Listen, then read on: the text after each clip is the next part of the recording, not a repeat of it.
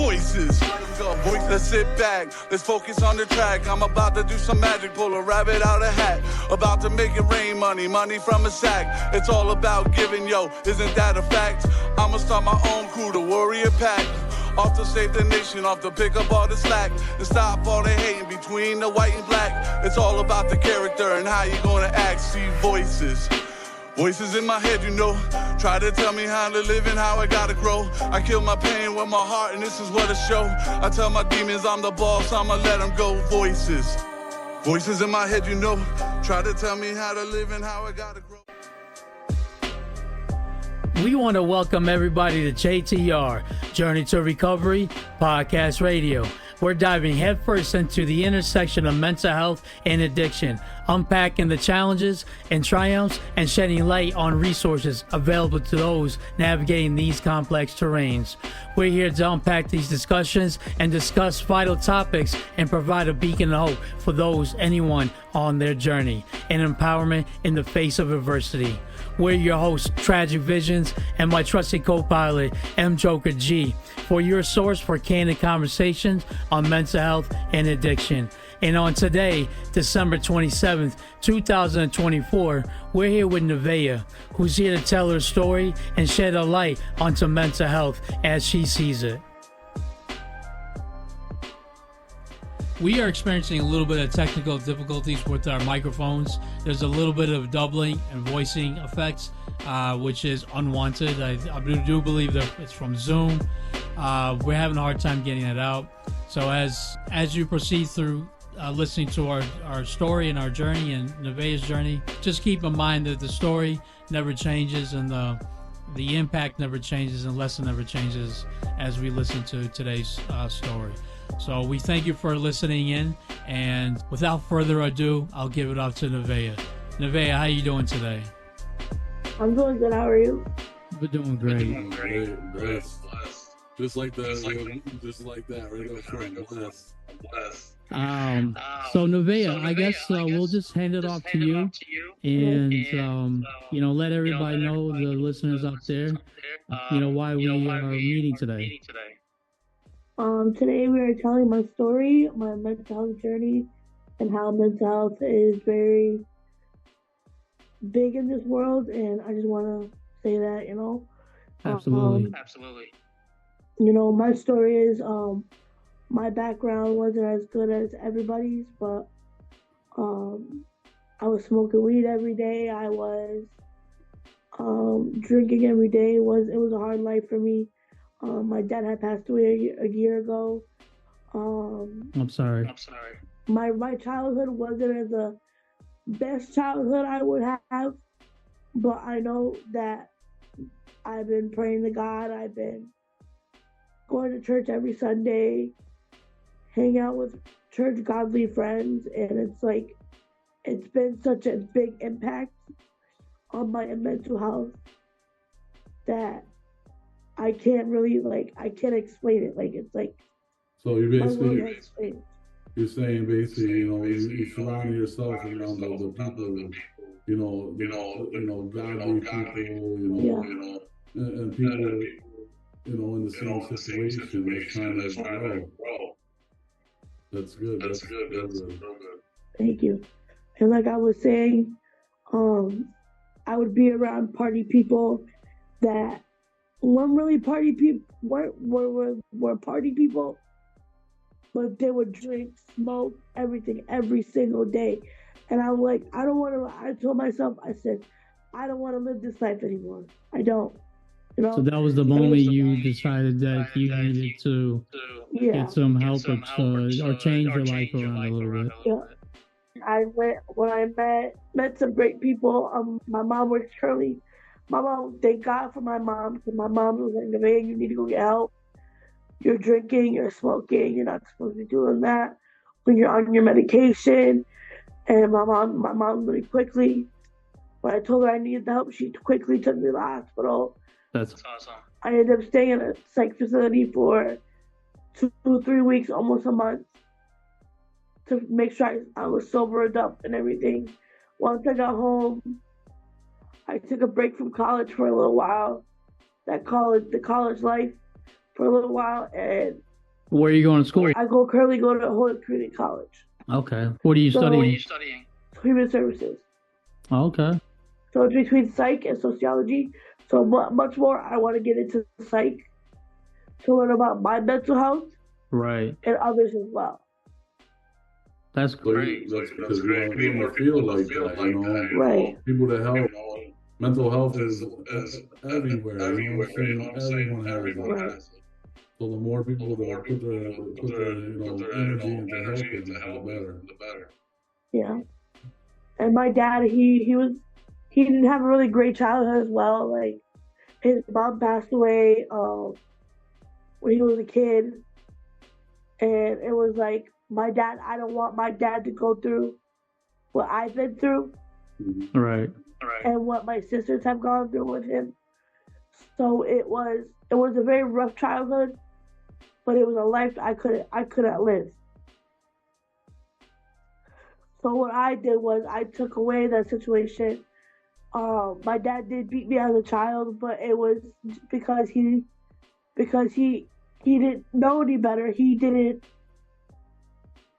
know that he was hurting us, you know. And I expressed that to him before he passed away. And he was like, Vea, I understand. I didn't know any better. My mental health took over me. My dad, he was a great man. He turned himself to God, and he's like, wow, you know, God has done so much for me, and I just don't realize it. Yeah. Right. Yeah, but I feel you with the dad situation. That's a hard one to go over. Yeah. But you're at that point where you're able to let it go. Right. And forgive him for it, you know. Yeah. Because, like you said, you don't know what he was going into at his age with his mental health. You know, I've learned in my life to feel better. Is you have to let everything go in your past. Mm-hmm. You know, because you're not gonna grow if you're into the past. And what I see with you is you're already growing. Right. You know. So basically, like, my childhood, like I was saying, my childhood was good. My mom, the mental health was a big impact on her because her mom went through it, her dad went through it. My grandfather currently has Alzheimer's. Sometimes he forget what my name is, and I would start crying because I'm like, oh my God, Grandpa, you know who I am, you know who I am. But it's like he just got diagnosed with it, not even like 2 weeks ago. So my mom was very sad, and it was like, you know, dang, like, why is my dad going through this, all his mental health, because he's missing me. Right. My grandfather currently lives right near Brady Beach in Florida. So they're taking care of him over there, and it's like, you know, it's hard. It's really hard. Like, I think my grandmother had Alzheimer's, and she was diagnosed at, I think around, she was in her late 60s, early 70s. And, you know, she lived to be 96 or 7. Forgive me, Grandma. My grandfather is 67. 67. So he just got diagnosed. So it's a very tough time. And you don't know if it's Alzheimer's or you're just forgetting something. And I think that my grandmother had a very hard time with it. And it was very, very tough towards the very end. When she was in her 90s, she simply just didn't recognize us. But I remember my mother, she's the rock in the family, and she's so strong. And she said, and I used to cry a lot. I said, why didn't she know this? Why didn't she remember my name?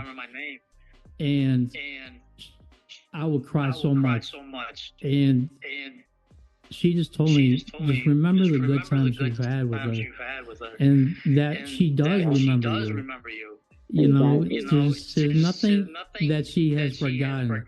She just doesn't know how to say it to you. and that helped me a lot tremendously up until when she passed away. And to this day, I can feel her. She used to tap me on my right shoulder all the time whenever she needed me or needed my attention. And I feel her in spirits. She'll just do this double tap. And I'm thinking, I'm in trouble. Yeah, so my grandfather used to be like, Nevaeh, no. You're right.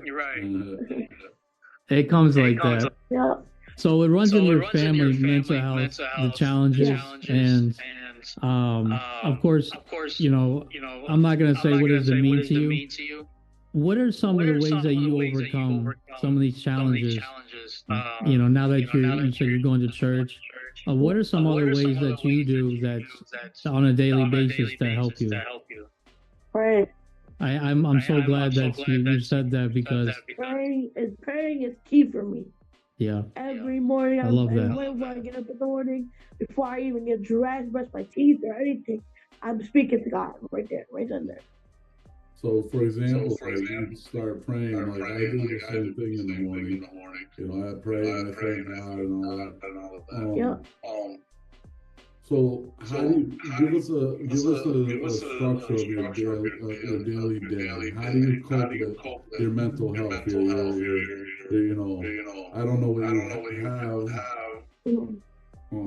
But like, for example, like I wake up, I pray, I go to a program, So what I do, I'm gonna give you an example. So I get up at like 5:45. 6 o'clock. Before I even get dressed, before I even brush my teeth or anything, I'm speaking to God. Amen to that. The God is my number priority right now. He has answered so many of my prayers, it's not even a joke. When was the first time that God was a very prominent force in your daily life, and you noticed that God was there?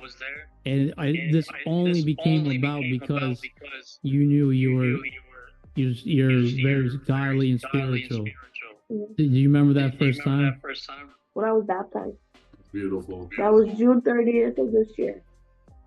I give you that because it's the same thing happened to me. I got baptized on my birthday last year, on January 28th, and it was beautiful because when they dump you in that water, when you come back up, everything is gone. Your pain, your stress, you know what I'm saying? Oh my God, you feel amazing. Yeah. And keeping that strong. You're a whole new person when you get out of that water. What are some, going back on mental health treatments, whether it's in a program or something that you do on your own that you find that helps, what has worked and what hasn't worked? So what has worked is, I'm going to say what hasn't worked. What hasn't worked is me living in a program is really hard. I'm going to say that. Right. Because when your parents tell you, oh, time to grow up now. Gotta go on your own. I technically, so my situation is right now is, this is all DCF.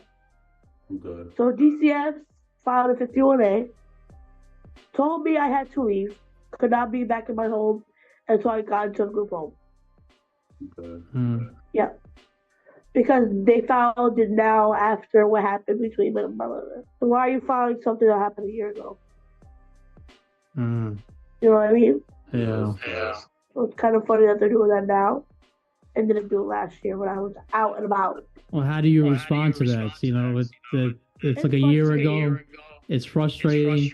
And what do you do? I just, pray about it and, yeah. Just keep it to myself because at the end of the day, God's the only one that's with you right now. You know how strong you are in the ring? Very. I'm like the rock of all my sisters, so. And it's good that you know that. Yeah. A lot of people, including myself, I don't know how sometimes strong I am. And I only know that I'm as strong as I am today because of what I've done. You know, I said I'm not going to just say it. I'm going to do it. Right. You know, believing is in seeing. And if I can't do it and you can't see it. And to be honest with you, my mom never believed in me. That's hard. And I'm like, Mom, why don't you believe in your own kid? Mind you, has mental health issues. Mind you, is trying to overcome them. Yeah. Mind you, is getting all this help, trying to live independently. And what are you doing? Yeah. I'm not trying to be an asshole or anything, but trying to depend on a man, first of all, doesn't want you. He has said it plenty of times. Talks bad about me and my family. Tries to almost put me in harm. You know what I mean? Like, it's a... What is it about relationships and that a man or a woman, you know, does that to a family like that? You know, and when they stay around. You know, it's prevalent in women and men. You know, and also, you know, we don't hear about it as much so as men and women doing that to the men. But, you know, I always wonder, like, what is that? Why do we stay in such horrible relationships? Exactly. You know? And especially when you have kids involved, it's the younger kids. The younger kids. And they see this. And that's how this gets perpetuated. Yeah. You know? It's, the behavior gets, you know, replicated and you know, they're doing the same thing to their family. And they think it's okay to have this kind of abuse. You know, they're like, "Oh, mom suffered through it. Why can't I?" Exactly. You know, that's not good. It's good to find people like you because, like, you overcome that. You know what I'm saying? And you're not doing what they did. You know, you learn to cope with the situation. You know. Speaking of coping, I was wondering because, like, how do you cope with your mental health? Like, for example, I know you said pray, but, like, can you give people an idea of certain things? Like, I would say, like, for me, I meditate, you know, I color, you know. I journal a lot. I love journaling. I love journaling. That's awesome. I gotta get into that. I journal pretty much every day. My thing is pray, journal, meditate. Nice. There you go. That's free. NPP. Listen. NPM. Well, and what's I'm not familiar with NPM. Meditate, pray. Oh, hold on. NPM.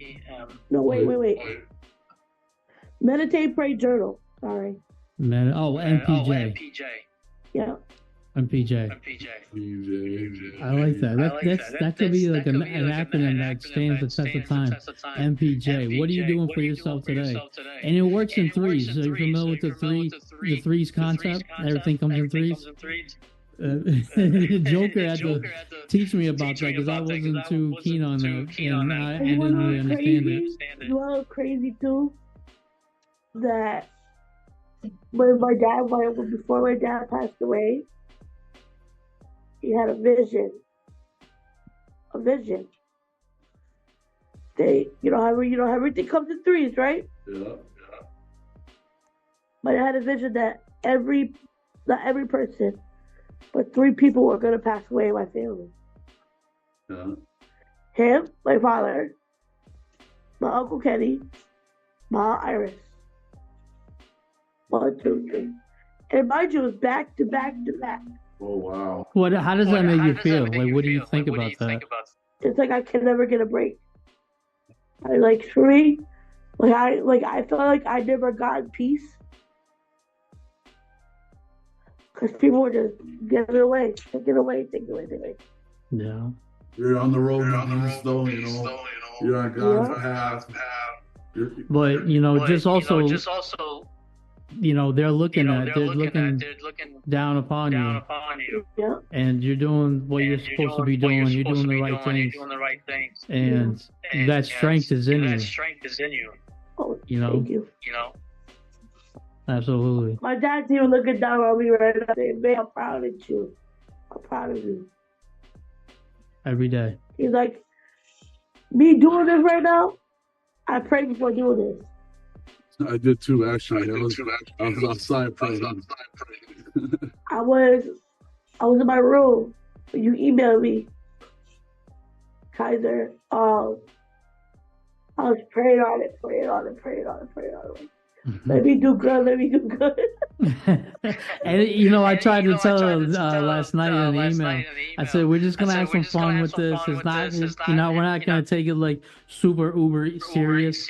Right. And that's all it is. We're just having a conversation on Zoom instead of having a conversation inside the program. So, Right. well, I wanted to ask you. I always see you in the program. You're so happy. You're smiley. You're bubbly. You're vivacious. And, you have this wonderful. Yeah, you come up to people and say hello. Every single day. Is that like an everyday feel for you, or do you have to feel a certain like energy to get that, or how do you stay so happy? I'm just very joyful, very grateful. You glow, I'm telling you. And, I'm very grateful for life. I'm grateful for the family that I have now. Yeah. I might be getting married in about a year or so. Congratulations. Yeah, thank you. I'm very excited about that. I met this boy back in when the public pool days. Those days. Oh man, I remember those days. Oh my god. Every block. Seriously. Fun Park days. Yeah. So that's been a while. Yeah, he met me. He put his eyes on me. I put my eyes on him, and that was it. That was it, huh? That was it. That's awesome. We've been on and off. Yeah. He'll block me for 2 months and text me. I think every great relationship has to go through these ups and downs. You take breaks for months at a time, sometimes years at a time. I met my girl back in middle school, and it was just like yours was in the pool. Mine was in the sandbox, and she always used to sit at the sandbox, and she would read her book. She was really private at the but it was the very first girl I ever fell in love with. And that was the very first girl I went to the dance with. I didn't know how to dance at the time. I tried. Yeah. But is there anything today that has made you feel happy, sad, worried? Worried? Today? Or neither? Worried. What are you worried about? Because my grandfather, Yeah. he's out there by. They're gonna find a way out. And also I used to the danger that I've heard over the internet with my sister, my older sister. When it comes to medical stuff, don't look up the internet. They tell you every worst thing there is. I'm not going to. But my older sister, she's in quite some danger right now, so. Well, we should pray for her. Oh, trust me, I will. I told her I prayed for her. Does she live in this area? She was in Springfield. Okay. Then my stepmom, I'll tell you, that story is a whole different. You could tell your story anyway. Let's see your story. I'm gonna be honest with you guys. The reason why my father is dead, you guys are gonna be surprised about this. Just to see that. Wow. Yeah. And she's still got in jail. Wow. Oh, You want to wow. watch got in jail? Why? It's because she knows a cop in Springfield. I'm sorry to hear that. Yep. You know how bad I'm gonna be like, my dad is a gang member. Okay. My dad used to be in gangs before he turned himself to Christ. And they're so-called looking for her. Hmm. So from what I can tell, a lot of your pain is with your father. Yeah. And then you're still fighting it. Yeah. And that's hard because like you know fathers are big to the females, you know. Especially the daughters. Yeah, like Oh yeah. My dad had 13 girls. wow. 13 girls? So 6 girls and 2 boys. He had his head full. He did. He was trying to start a football team. Yep, that's what they did. That's the football team. That's awesome. Like, no joke. They call it the basketball team or the football team. They call it the Cruises. The Cruises, I love it. Yeah. The Cruises. Oh, yeah, the last name. Yeah. Those are the good memories that I was talking about. You And know? you guys look at the news from July 7th of last year. That shooting on Commonwealth Ave. Oh, wow. I'm not from this area, so I don't know. He was very known in Springfield. You know what a bouncer is? You know what a security? You know what a bouncer is? Yeah. Bouncer. My dad used to be one too. That's good. For every club in Springfield. I probably ran a boxing at some point. Probably did. Probably work with each other. For real. I have a picture of him too. You want to show? Yeah, let me get the blanket. Because it's not a blanket. Oh, that's right. It's on the blanket. I seen it. Hey, did you see it? She brought it to program the other day. But, you know, while she's getting that, I just want to speak on, we keep talking about the program. This program is called group therapy, you know, and eventually I want everyone to know about it, you know what I'm saying? I gotta bring the picture. We'll talk about that a little bit later. I want to see this picture blanket. That's cool. It's beautiful. It's very beautiful. That's him right there. Wow, that came out beautiful. That's the whole blanket. I can tell he used to be a jokester, huh? Oh yeah. I can see it in the smile in the eyes. Like he's one of those jokesters. That's my guy. That's my go-to guy. That's awesome. Yeah. Where did you get it done? So it's called the website called She. It's a clothing brand. Okay. Yeah. We might have to get one for us. She found the pictures on Facebook. And you can put the pictures on the thing and then have something right here in the middle, like a saying or a wording, you know? Yeah. Yeah. How you doing? You doing all right? Yeah. Yeah. You feel any anxiety or do you feel at peace? I feel at peace. That's good. All right. So what I thought we'd do is we'll just ask a couple of questions. They're just meant to, get your mind thinking a little bit. And so I guess I'll ask you, what are 3 things that you're grateful for today? My mom, my Aunt Joanne, and my Uncle Mike. Beautiful. So you're with the family, you know? Yeah. That's good. That's awesome. Have you ever felt like your mind is full of thoughts? Sometimes. Yeah. What do you do when that happens?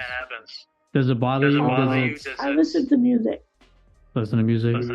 I love listening to music. Music's our number one therapy. we do music therapy. I know, I see that. Yeah. I was watching the live. Oh, you were? That's how she found us. When you feel upset or stressed, what helps you feel better? Calling for help.